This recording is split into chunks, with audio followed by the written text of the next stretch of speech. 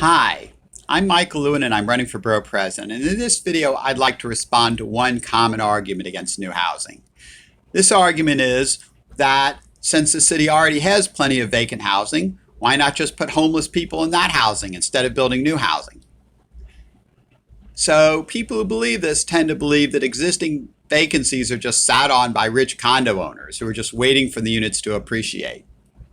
So what's wrong with this argument? First of all, it's based on the assumption that the only people who suffer from high rents are people who are homeless.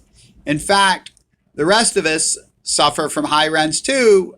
Some of us have to have roommates, some of us can't live in the neighborhoods we'd like to live in, etc. So even if every single vacancy in the market was occupied by somebody who's now homeless, we'd still have a big rent crisis because the rest of us are still paying too much in rent, or at least more in rent than we would be in a city with a bigger housing supply. Second, this vacancy argument is really based on the assumption that there's no good reason that an apartment should be vacant. But in fact, vacancies are natural in a functioning market. If an apartment is in the process of being rented or sold, often it will be temporarily vacant. If the apartment is being renovated, it will be temporarily vacant.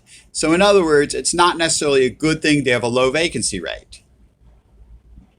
Third, the claim that we have too many vacant apartments is kind of based on the assumption that places with low vacancy rates tend to be cheaper than places with high vacancy rates.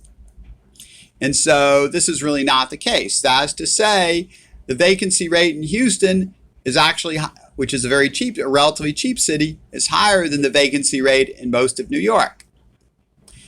And I think if you look at vacancy rates across the nation, the general pattern is the more expensive the city, the lower the vacancy rate.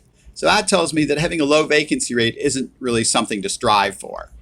So on that note, see you on the campaign trail.